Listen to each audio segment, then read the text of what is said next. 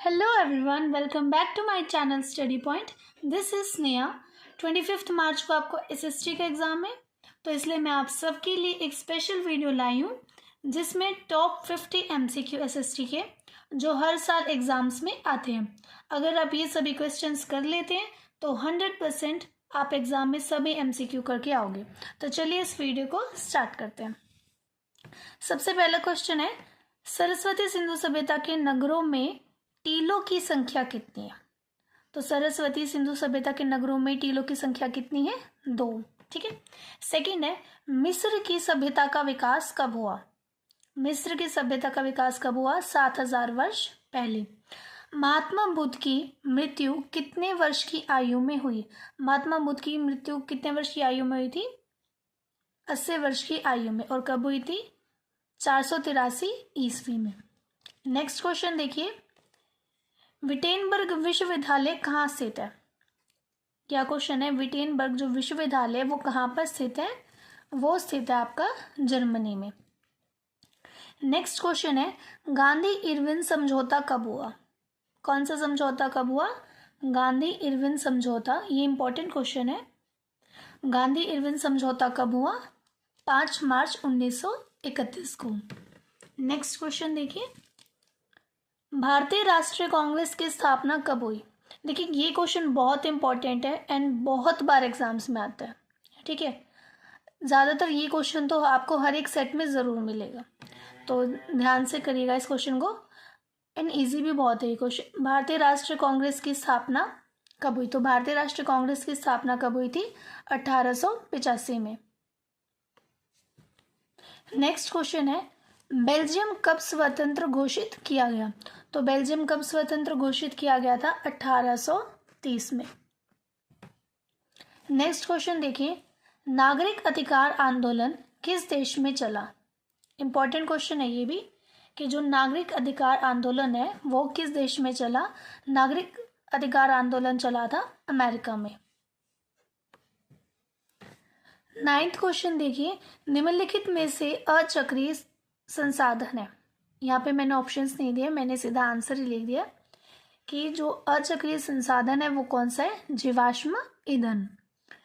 10th question, Sundarban राष्ट्रीय उद्यान किस राज्य में स्थित है? देखिए ये क्वेश्चन मोस्ट इंपॉर्टेंट है, तो आप इसको अच्छे से याद कर लीजिएगा।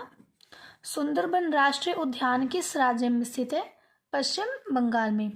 भारत का सबसे ऊंचा बांध, ये भी मोस्ट इंपॉर्टेंट क्वेश्चन है। ठीक है, भारत का सबसे ऊंचा बांध कहाँ पर है?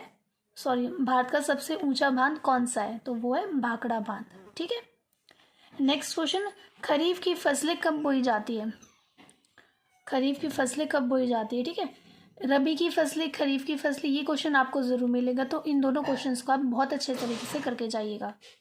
खरीफ की फसलें कब बोई जाती है? जून और जुलाई में। और कौन सी फसलें होती है ये भी आपको पता होना चाहिए, एग्जाम में कई बार आ जाता है। नेक्स्ट क्वेश्चन देखिए, बेलाडीला पहाड़ी किस राज्य में है? कौन सी पहाड़ी? बेलाडीला पहाड़ी किस राज्य में है? तो वो है छत्तीसगढ़ राज्य में। नेक्स्ट क्वेश्चन, निम्नलिखित में से जूट का सबसे बड़ा उत्पादक देश कौन सा है? देखो जूट का सबसे बड़ा उत्पादक देश कौन सा है? भारत। ये क्वेश्चन आपको एग्जाम में जरूर मिले क्योंकि इंडिया से रिलेटेड है। ठीक है, तो इस क्वेश्चन को आप अच्छे से याद कर लीजिएगा। जूट का सबसे बड़ा उत्पादक कौन सा देश है? भारत। ठीक है। नेक्स्ट क्वेश्चन देखिए, भारत का सबसे बड़ा बंदरगाह, भारत का सबसे बड़ा बंदरगाह कहाँ पर है? मुंबई में। ठीक है। नेक्स्ट क्वेश्चन, भारत ने उपभोक्ता संरक्षण अधिनियम कब बनाया? ये क्वेश्चन भी इंपॉर्टेंट है, इसको भी आप कर लीजिएगा अच्छे से। भारत ने उपभोक्ता संरक्षण अधिनियम कब बनाया? 1986 में। क्वेश्चन नंबर 17, भारत का केंद्रीय बैंक, भारत का केंद्रीय बैंक है रिजर्व बैंक। 18th क्वेश्चन, रोम का प्रथम सम्राट कौन था? ठीक है, ये क्वेश्चन भी बहुत बार आता है, तो इसे भी आप अच्छे से याद कर लीजिएगा। रोम का प्रथम सम्राट कौन था? रोमुलस। काली मिट्टी किस राज्य में पाई जाती है? काली मिट्टी पाई जाती है गुजरात राज्य में। जन सूचना अधिकार एक्ट कब पास हुआ था? 2005 में। संयुक्त राष्ट्र संघ की स्थापना कब हुई? देखिए ये क्वेश्चन आपको मोस्ट इंपॉर्टेंट क्वेश्चन है। संयुक्त राज्य संघ की स्थापना कब हुई थी? तो इस क्वेश्चन को तो बहुत ही अच्छे से कर लीजिएगा। संयुक्त राष्ट्र संघ की स्थापना कब हुई थी? 1945 में। भारत में मताधिकार की आयु क्या है? ये तो जनरल नॉलेज का क्वेश्चन है, ये आमतौर पर सभी बच्चों को पता होगा। भारत में मताधिकार की आयु कितनी है? 18 वर्ष। नेक्स्ट क्वेश्चन है, स्वराज मेरा जन्मसिद्ध अधिकार है और मैं इसे लेकर रहूँगा।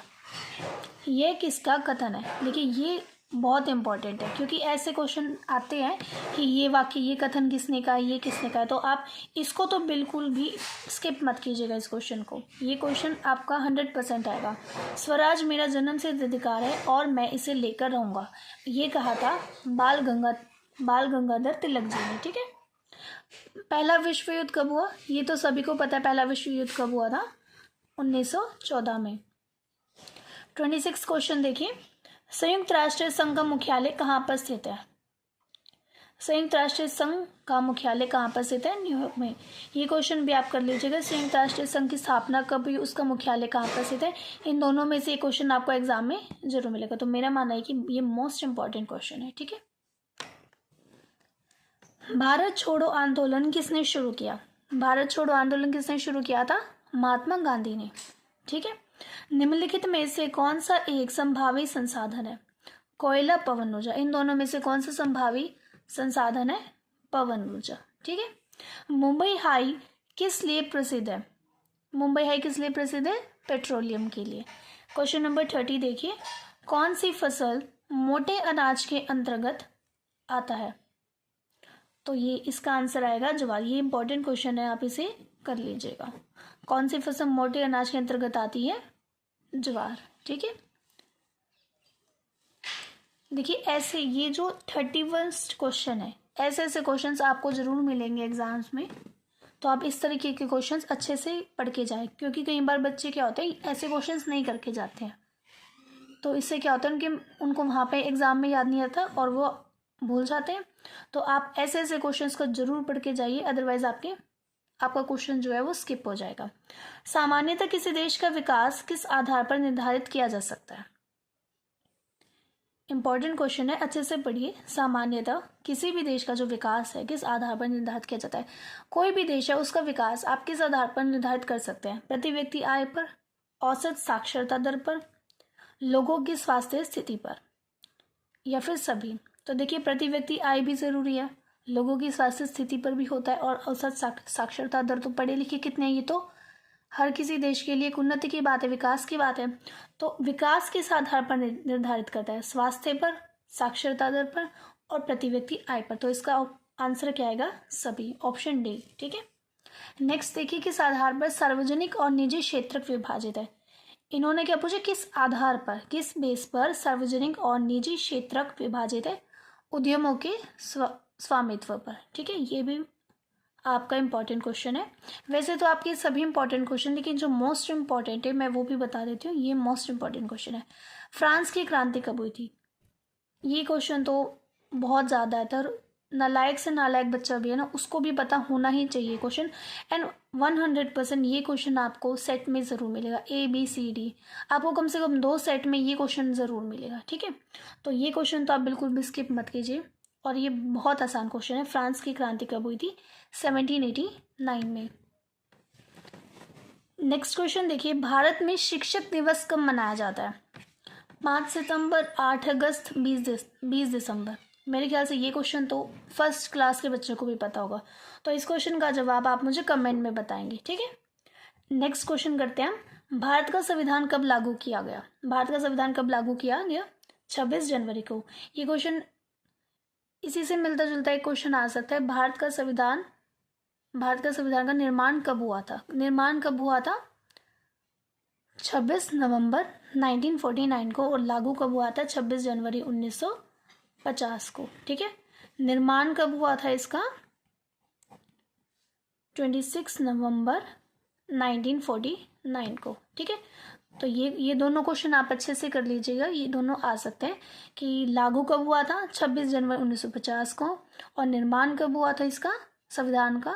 26 नवंबर 1949 को। ठीक है। नेक्स्ट क्वेश्चन देखिए, रोपण फसल बताए, आपको कोई भी एक रोपण फसल बतानी है, तो रोपण फसल कौन सी? गन्ना।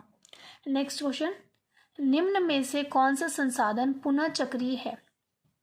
लोहा, पवन ऊर्जा। लोहा, पवन ऊर्जा, तो दोनों में से कौन सा संसाधन पुनः चक्रीय है? पवन ऊर्जा। नेक्स्ट क्वेश्चन देखिए, कोरबा किस लिए प्रसिद्ध है? ये तो बहुत आसान क्वेश्चन है। कोरबा किस लिए प्रसिद्ध है? कोयले से। आप इसे ऐसे भी याद कर सकते, कोरबा कोयला, ठीक है, दोनों में को आ रहा है ना, तो आप इसे ऐसे भी याद कर सकते, कोरबा किस लिए प्रसिद्ध है? कोयले के लिए प्रसिद्ध है, ठीक है। तो ये इंपॉर्टेंट क्वेश्चन है, आप इसे अच्छे से याद कर लीजिएगा। रेशेदार फसल बताएं। रेशेदार फसल कौन कौन से, ये पता है, ठीक है, एज MCQ आएगा। तो कपास, जूट, प्राकृतिक रेशम, ये तीनों ही क्या है? आपकी रेशेदार फसल है। प्रश्न नंबर 40, भारत में राष्ट्रपिता कहकर किसे संबोधित किया जाता है? जवाहरलाल नेहरू, महात्मा गांधी। ये क्वेश्चन तो बहुत आसान है, बच्चे को पता है। राष्ट्रपिता कहकर किसे संबोधित किया जाता है? तो इस क्वेश्चन का जवाब आप मुझे कमेंट बॉक्स में दोगे, ठीक है। नेक्स्ट क्वेश्चन देखते हैं, क्वेश्चन नंबर 41। निम्न पड़ोसी देशों में से मानव विकास के लिहाज से किस देश की स्थिति भारत से अच्छी है? दोबारा से क्वेश्चन को पढ़िए। निम्न पड़ोसी देशों में से मानव विकास के लिहाज से किस देश की स्थिति भारत से अच्छी है? भारत से अच्छी किस देश की स्थिति है, और किस चीज में? मानव विकास में। तो बांग्लादेश या नेपाल? तो इसका आंसर आएगा नेपाल, ठीक है। नेक्स्ट क्वेश्चन, एक वस्तु का अधिकांशतः प्राकृतिक प्रक्रिया से उत्पादन सम्मिलित है। तो इसका उत्तर है द्वितीय क्षेत्र से। ये इंपॉर्टेंट क्वेश्चन है, आप इसे अच्छे से पढ़ लीजिएगा। ऑटो वन बिस्मार्क का संबंध किस देश से था? ऑटो वन बिस्मार्क का संबंध किस देश से था? जर्मनी से, ठीक है। नेक्स्ट क्वेश्चन देखिए, निम्नलिखित में से किसे जर्मनी का प्रथम सम्राट घोषित किया क्या? ये क्वेश्चन भी बहुत इजी है। निम्नलिखित में से किसे जर्मनी का प्रथम सम्राट घोषित किया गया है? विलियम प्रथम को। आप इसे ऐसे भी याद कर सकते हैं, प्रथम पूछा है तो विलियम प्रथम आ जाएगा, ठीक है। तो ऑप्शन नंबर ए विलियम प्रथम। नेक्स्ट क्वेश्चन देखिए, 1789 ईस्वी में फ्रांस किस प्रकार का राज्य था? असीमित राजतंत्र, ठीक है। 46, निम्नलिखित में से कौन सा देश केंद्रीय शक्तियों में शामिल था? इसमें क्या पूछा कि कौन सा देश है जो केंद्रीय शक्तियों में शामिल था? तो वो कौन सा देश था? रूस था, ठीक है। नेक्स्ट क्वेश्चन देखिए, श्रीलंका में निम्नलिखित में से कौन सा बहुसंख्यक वर्ग है? बहुसंख्यक वर्ग श्रीलंका में कौन सा है? ईसाई है या सिंहली है? तो ये आएगा सिंहली, ठीक है। कौन सा राज्य भारत का संघीय राज्य नहीं? ये इंपॉर्टेंट क्वेश्चन है, ठीक है। इसको तो बिल्कुल भी स्किप मत कीजिएगा, एग्जाम में भी आ सकता है। कौन सा राज्य भारत का संघीय राज्य नहीं है? तो वो है दिल्ली, ठीक है। पंजाब में भूमि निम्नीकरण का प्रमुख कारण क्या है? अति पशुचारण है या अधिक सिंचाई? जो पंजाब राज्य है उसमें भूमि निम्नीकरण का प्रमुख कारण क्या है? मेन रीजन क्या है वहाँ का? अति पशुचारण है या अधिक सिंचाई है? तो इसका आंसर आएगा अधिक सिंचाई, ठीक है। नेक्स्ट देखिए, निम्न में से कौन सा एक व्यक्तिगत संसाधन नहीं है? लास्ट क्वेश्चन इस वीडियो का, निम्न में से कौन सा एक व्यक्तिगत संसाधन नहीं है? इन दोनों में से कौन सा व्यक्तिगत संसाधन नहीं है? खनिज संसाधन, ठीक है। आई होप आप सभी को ये वीडियो पसंद आई होगी। वीडियो को लाइक करना ना भूलें एंड अपने सभी फ्रेंड्स के पास शेयर ज़रूर करें। And all the best for your exam. अपना बेस्ट देकर आना एग्ज़ाम में, ओके। Good luck, bye.